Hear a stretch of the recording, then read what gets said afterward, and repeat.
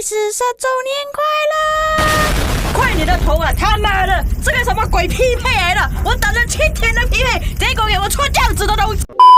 大家好，我是议员，欢迎回来《万国觉醒》最烂的匹配机制。前情提要，为了这一场 KVK 呢，大家都已经约好时间，5月1日报名了，已经讲好全部人要报名同一张地图。官方还有本事把他们分开，跟一大堆 ABCD 王国匹配在一起。乐狗莉莉丝，你们是什么意思？你们是怕伺服器承受不了这么多的玩家吗？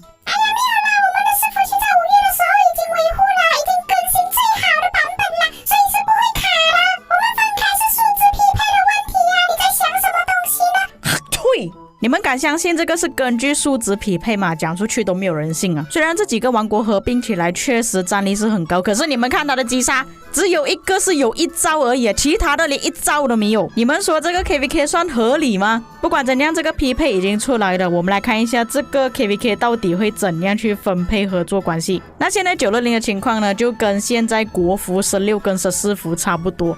不是讲他们之间发生的事情啊，而是讲王国匹配出来的结果。这张国服的 KVK 呢，就是16跟14服是排行前15名的先锋王国。这里还有另外一个先锋王国422，但是422的战力呢，比起16跟14是差很远的，并且16跟14是朋友关系，然后这两个王国合作起来呢，几乎是可以直接把全部王国给打死了。那么960也是面对一样的情况，可是比较不一样的是，这个地图只有2个先锋王国。960我之前有讲过了，2489就是 Arvix 的王国，960又有 Arvix 的账号。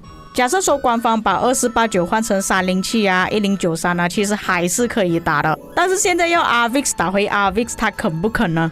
就连之前合并去2489、1556之前的国王 Paul 呢，他都发出灵魂拷问了：为什么官方不要把4个先锋王国安排在一个地图里面，顺便宣传一下这个新的地图有什么好玩的地方？但是官方把他们分开了，到底搞什么鬼？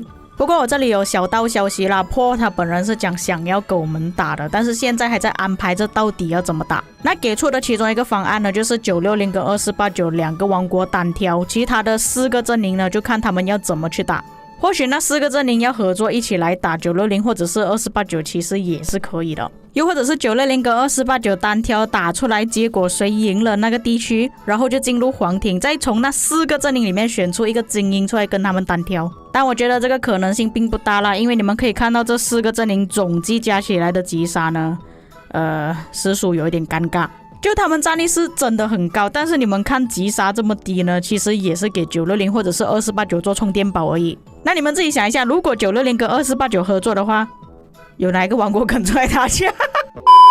所以这场 KVK 2489跟960是肯定不能合作的，如果合作的话就注定一定要种田了。可是对于960跟2489这样子的先锋王国呢，只要不打架，有很大可能王国就会崩掉。毕竟他们一开始的想法就是想要约战约更强的先锋王国跟他们对打，而不是我要进去里面种田。莉莉丝，你这个什么鬼匹配？这几个王国讨论了这么久，好不容易约到几个可以一起来打架，结果出这样子的东西。那如果我是这里面其中一个阵营是有3个王国的，我心想，哇，这2个王国打我不是肯定死，我出去打架干嘛？不要打咯，最好对付他们的方法就是完全不打架，奖励我就完全不拿了，不要出去给他们打，我也不要氪水晶给他们自己去买礼包买满它就变成这场 KVK 2489跟960就会无聊到死。那么我来分析一下这个地图吧。如果960走下来，2489走上去的话，其实官司还是可以打架的。那么我觉得中间的光阵营还有木阵营这2个阵营应该不会往2489还有960的方向走过去，而且他们那边是互打的情况呢，应该也是在官司对决，所以呢拿下官司就可以进入第6区域，然后再进入皇庭，就看最后这4个阵营哪一个阵营会跟他们单挑。不过如果他们合作的话，我觉得也是 OK 的。假设2489跟960两个真的是单挑，他们一定会有消耗资源加速兵力，消耗到最后或许这几个阵营还可以跟他们对战。那我觉得这2个王国打起来不是什么问题，只是 Arvix 的账号会比较麻烦一点，到底要怎么样去处理？至于国际服会不会突然之间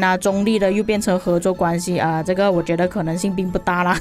要么不打，要就对打。不过目前我还没有收到外交结果，也是要看这4个阵营要怎样去处理。尽管他们4个阵营加起来战力是很高，但是遇到其中一个先锋王国呢，相当于脚踏车撞坦克车，真的需要给他们一点时间去考虑要怎样玩。我们看一下另外一边的情况，307跟1093。老实说，1093跟307的氪金度呢，真的没有比起960还有2489来的更高。可是这2个先锋王国最明显的地方就是他们都有5个100亿联盟。并且这2个先锋王国的击杀总计加起来都是破兆的，并且5个100亿联盟，你们可以想到底有多少活跃玩家了。就算氪金不多的王国，只要人海战术都可以淹没其他的阵营。不过也刚好这2个先锋王国分配的位置呢，跟960那张地图是一样的，307在火阵营，1093在光阵营，也就是在上下的位置而已。所以官司出来呢是肯定有的打，如果他们不合作的话。不过如果他们愿意的话，其实可以选择一个先锋王国带2个阵营一起去打架，算一下分配数值，看哪一个比较公平就一起对打，形成3打3的局势。刚好这一次的分配就是精英王国对上精英王国，人口大国对上人口大国。2489也是属于人比较少但是精英比较多的王国。那307你们之前看过960跟他们对战了，看到多少的草食动物在奔跑。上一场 KVK 1093的人呢，可以在关6又可以过来帮忙960，就可以理解这2个先锋王国的人口到底有多少。在这个匹配结果出现之后，我们来看一下其他的玩家有什么反应。不好意思各位，但是莉莉丝只想要你们看365还有254的 KVK 而已。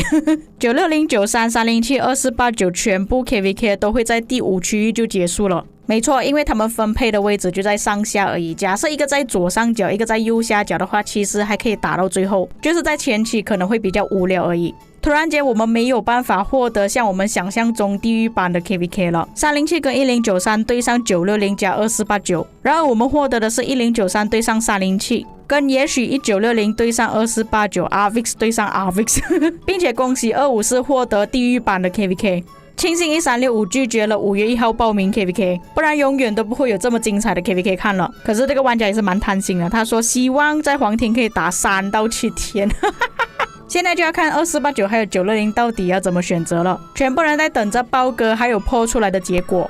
那我们做个分析吧，假设960跟2489真的打起来，然后他们对打其中一方获得胜利的话，其实要打到后面也是可以的。他们就要走另外一边的关卡撕出去，进入第6区，然后卡着位置，等到皇庭开放再进入皇庭里面决战。那么1093那边也是差不多这样的情况。我只是担心他们在前期打得太用力，全部消耗在官司，在前期已经消耗光了，在皇庭那边就根本不用打了。问一下各位，如果这2个王国真的打起来的话，你们觉得哪一方会胜利呢？拥有不败神话的960，还是新晋崛起的先锋王国2489呢？在2489的8霸会不会阻扰到2489获得胜利呢？还有307跟1093，你们觉得哪一方会胜利呢？2个王国都是北美时区的，307拥有超强的号召能力，1093拥有最强的防守。这2场 KVK 你们会更期待哪一场 KVK 呢？在评论区写下你们的看法，我们下个影片再见。